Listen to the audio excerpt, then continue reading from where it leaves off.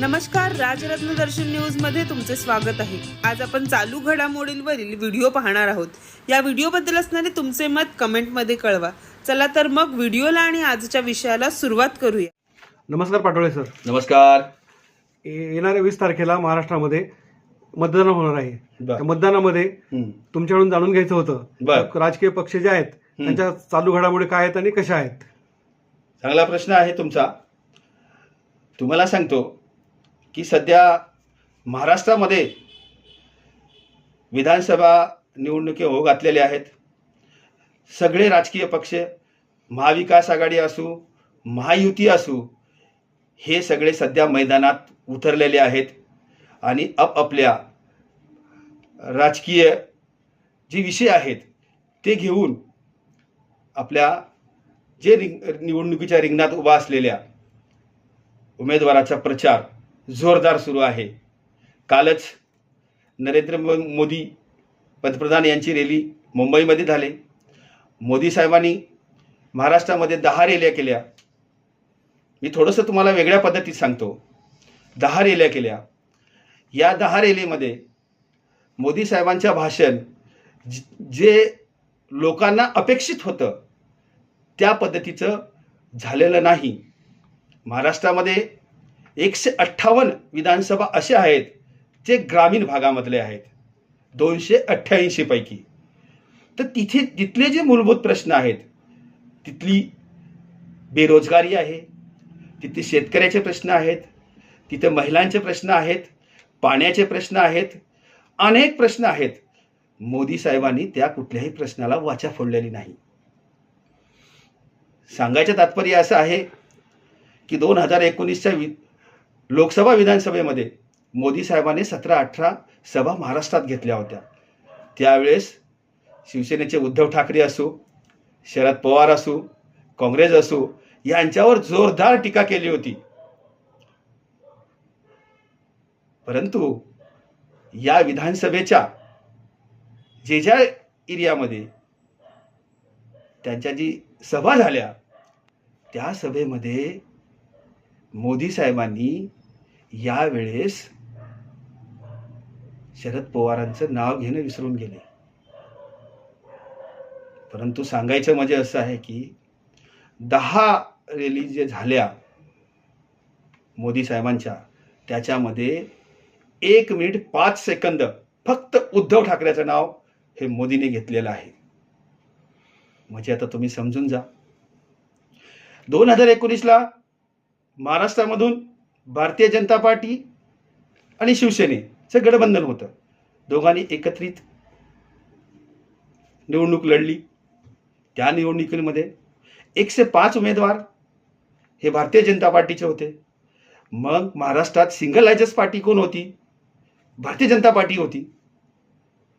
त्याचा परिणाम त्या 2019 ते 2024च्या कालावधीमध्ये जे भारतीय जनता पार्टीने करायचं होतं ते सर्व गोष्टी केलेल्या आहेत.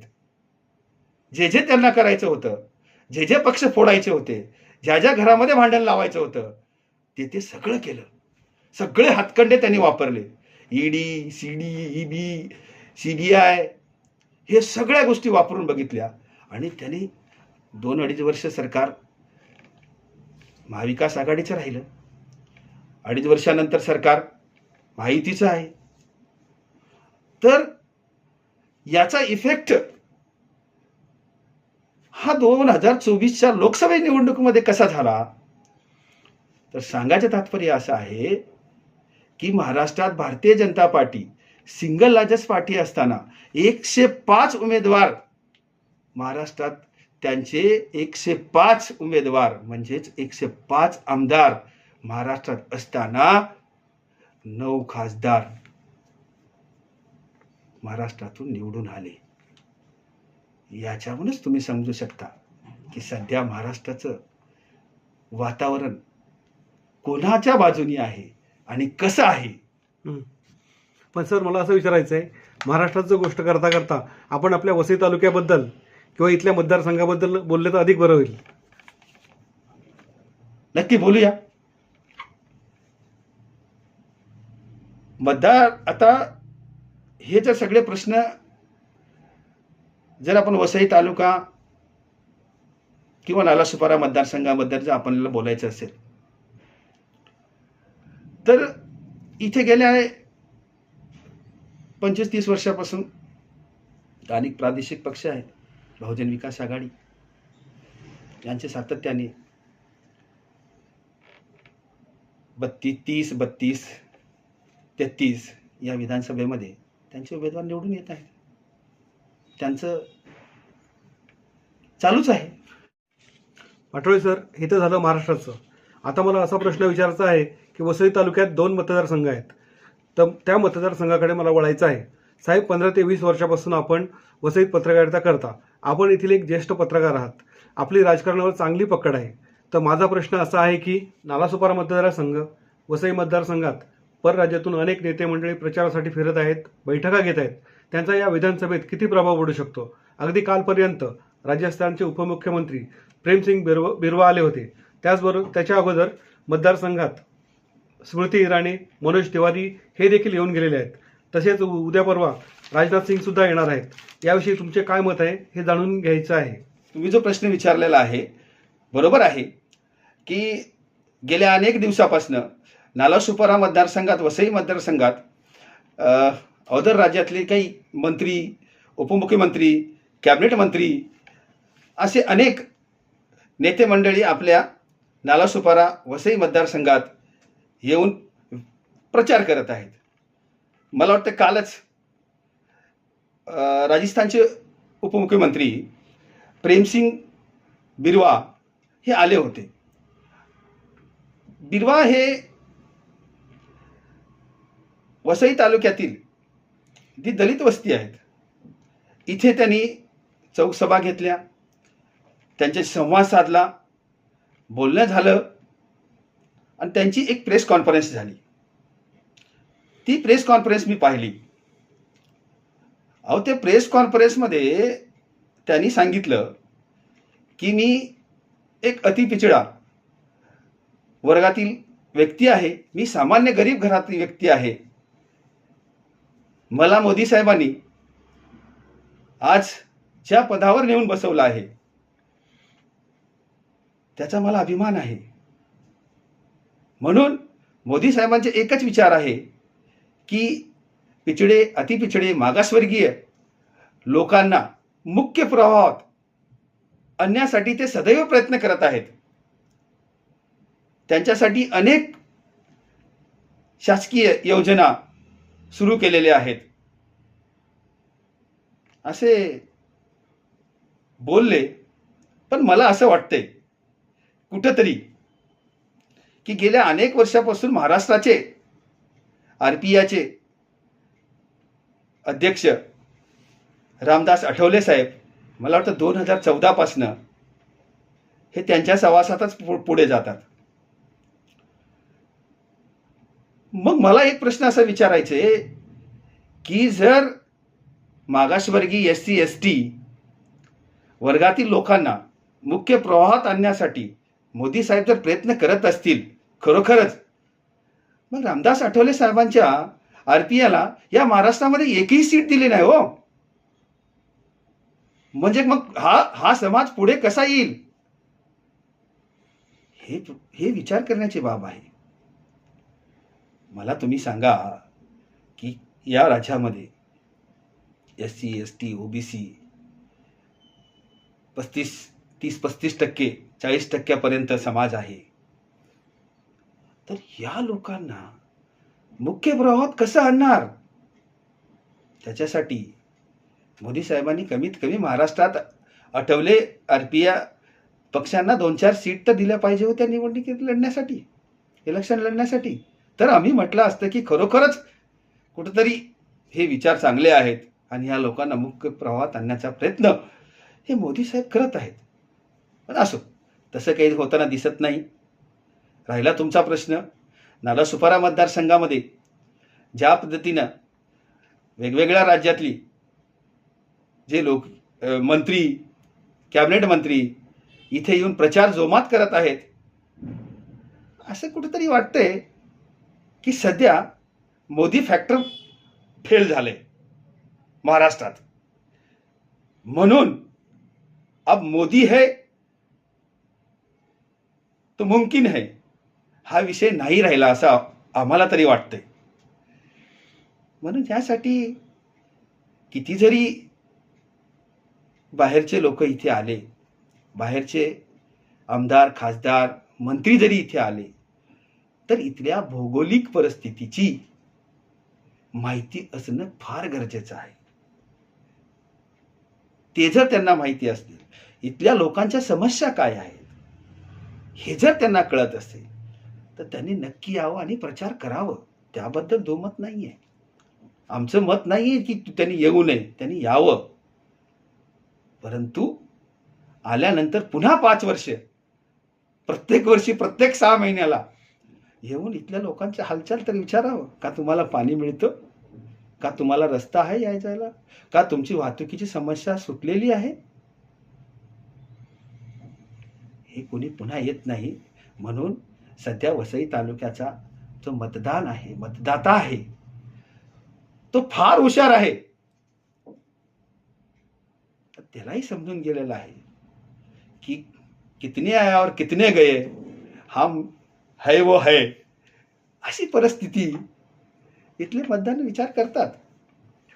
पाटोळे सर, माझा तिसरा प्रश्न असा आहे, 2019 मध्ये बहुजन विकास आघाडीचे 3 उमेदवार निवडून आले होते, बोईसर, नालासोपारा, वसई.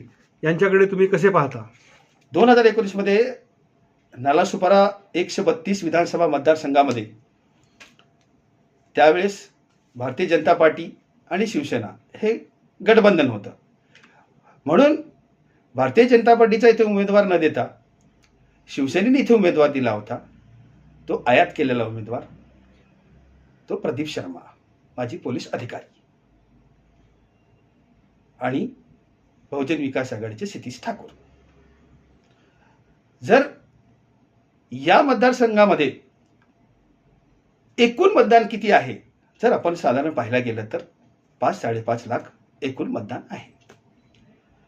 त्यावेळीची परिस्थिती 2019ची मोदी फॅक्टर, मोदी लाट, त्यामुळे कुठंतरी हे प्रदीप शर्माला जे मतदान पडलं होतं त्या लाठेमुळे पडलं असावं. होऊ शकतं, ते मान्य करावं लागेल.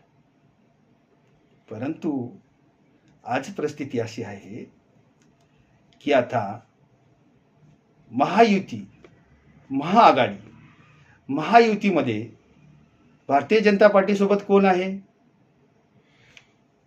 जे शिवसेना सोडून शिंदे आलेले आहेत, राष्ट्रवादी सोडून अजितदादा आलेले आहेत, ज्याचा एकही उमेदवार महाराष्ट्रात नाही अशांचं आठवले साहेब आहेत. मग हे जेव्हा त्यावेळेस दोन, एक प्रादेशिक पक्ष आणि एक राष्ट्रीय पक्ष ज्यावेळेस सोबत होते, त्यावेळेस वोटिंग पर्सेंट, त्यावेळेस झालेलं मतदान जर पाहायला गेलं तर चांगलंच होतं. पण आता तसं तर काही दिसून येत नाही. कारण शिंदे गट असू या अजितदादा गट असू, हे म्हणावे तसे प्रचारामध्ये किंवा लोकांशी भेटताना हे दिसत नाहीत. आम्हीही लोकांशी बोलतो, चर्चा करतो, प्रत्येक वॉर्डमध्ये, प्रत्येक ठिकाणी, प्रत्येक मतदारसंघामध्ये लोकांशी चर्चा करतो, राजकीय लोकांशी चर्चा करतो, पोलिसांशी चर्चा करतो. त्यावेळेस तर असं कोणी दिसलेलं आम्हाला दिसून येत नाही. बरं, तो विषय झाला. वसई मतदारसंघामध्ये 133 मध्ये टोटल मतदान आहे 3,54,662. महिलांचं मतदान आहे 1,72,000 आणि 1,81,898 हे पुरुषांचं मतदान आहे. ऑदर 12 मतदान आहे. तिथली जर 2019ची परिस्थिती जर आपण पाहिली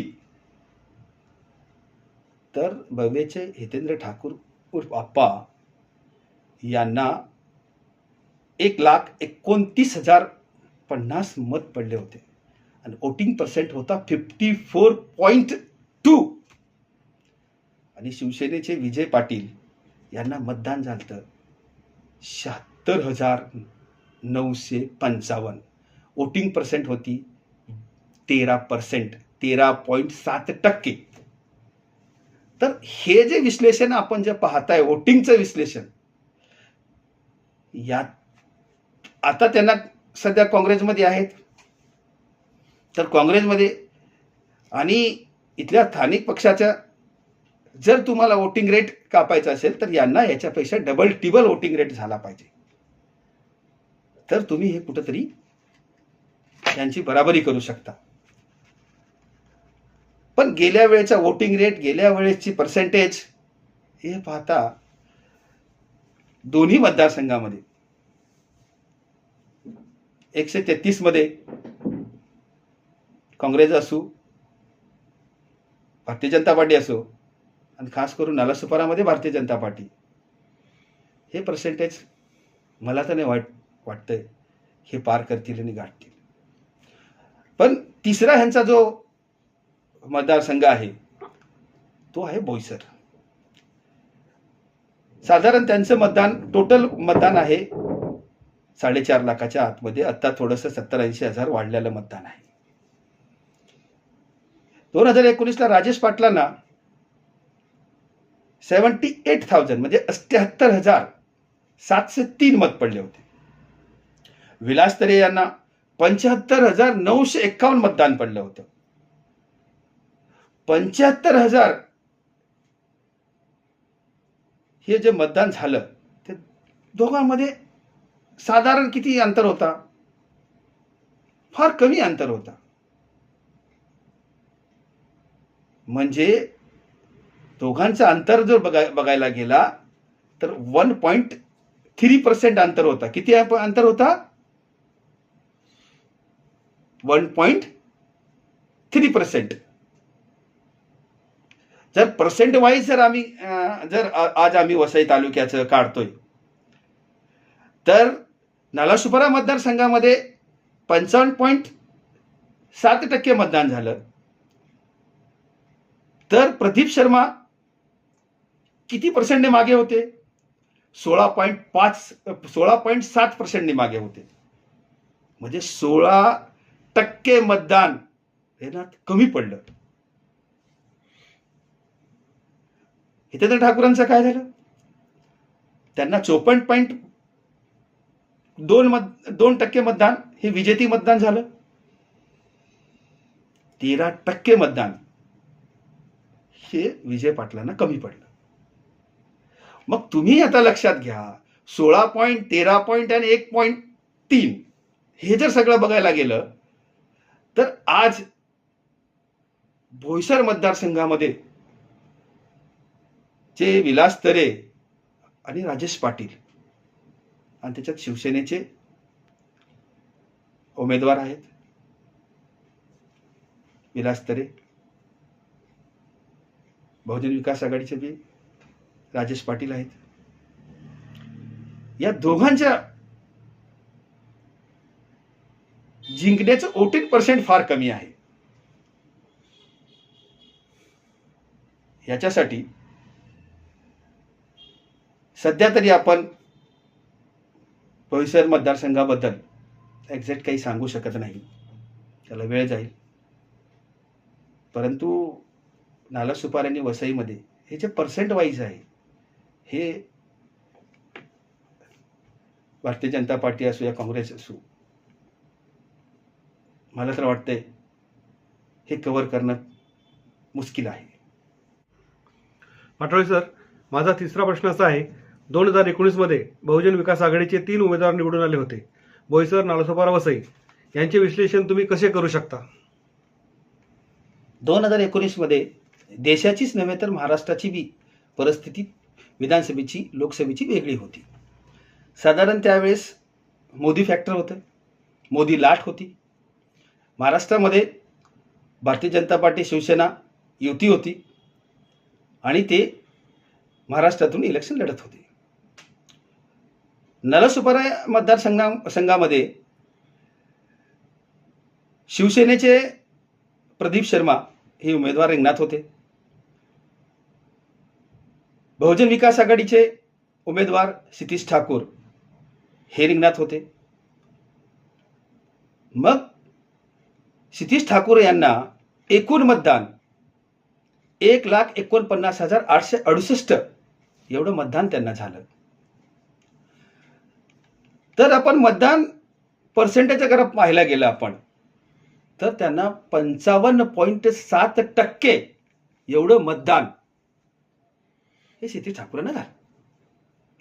प्रदीप शर्मा यांना मतदान झालं 1,06,139.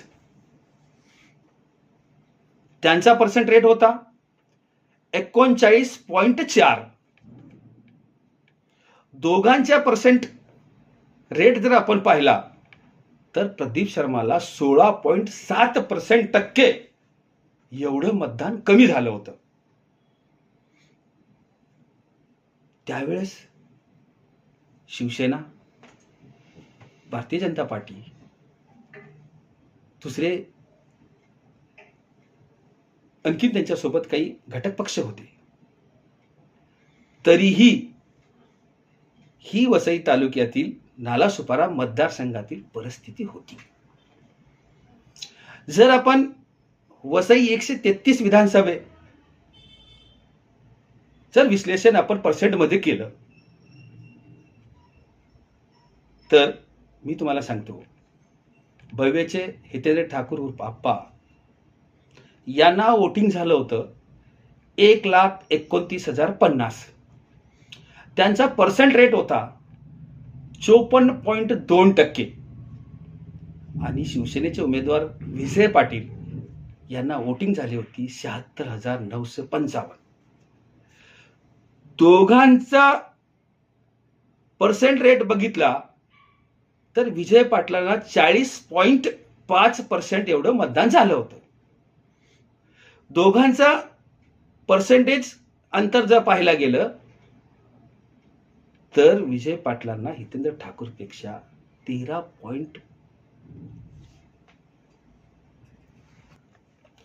दोघांचा पर्सेंट वाईज जर बघायला गेलं तर 13.7%नी विजय पाटील हे कमी पर्सेंटेज मागे होते. मग या पर्सेंटनी जर आज आपण 2024 विधानसभेचं जर विश्लेषण करायला गेलो तर नालासोपाऱ्यामध्ये सध्याची परिस्थिती जी आहे ती फार वेगळी आहे. की पुन्हा तेच उमेदवार आहेत, पण भारतीय जनता पार्टीचा उमेदवार हे राजन नाईक साहेब आहेत. आता हे राजन नाईक साहेब जे मागच्या प्रदीप शर्माला जे 39.4% मतदान झालं होतं, याच्यामध्ये काही वाढीव मतदान पडेल का, पर्सेंट होईल याच्यासाठी प्रयत्न करतील का, खरं पाहायला गेलं तर. कारण गेल्या वेळेस शिवसेनेचा उमेदवार हा 16%नी मागे होता. तसंच वसईमध्ये सुद्धा हीच परिस्थिती आहे. हे पर्सेंट वाईज ठीक आहे. आता आपण म्हणतील की लोक मतदान वाढलं, लोक वाढली, मान्य आहे. नालासोपाऱ्यामध्ये 5,35,000 साधारण पूर्वी मतदान होतं. आता 83,000 मतदान वाढलेलं आहे. वसईमध्ये 3,27,000 मतदान होतं, त्याच्या 44,000 वाढ झालेली आहे. तर वसईचं जे मतदान आहे आजच्या तारखेमध्ये 3,54,652 मतदान आहे टोटल. आणि महत्वाचा विषय मी तुम्हाला सांगायला विसरून गेलो की नालासोपारा मतदारसंघामध्ये नोटाला मतदान झालं होतं 3,221 मतदान झालं होतं. आणि वसई मतदारसंघामध्ये नोटाला मतदान झालं होतं 3,036. हाही आकडा महत्त्वाचा आहे. म्हणून पर्सेंट वाईजचा एवढा मोठा जो गॅप आहे तो आता हे दोन्ही राजकीय पक्ष या रिंगणामध्ये उभा आहेत. वसई तालुका, वसई या तालुक्यातील नालासोपारा मतदारसंघात.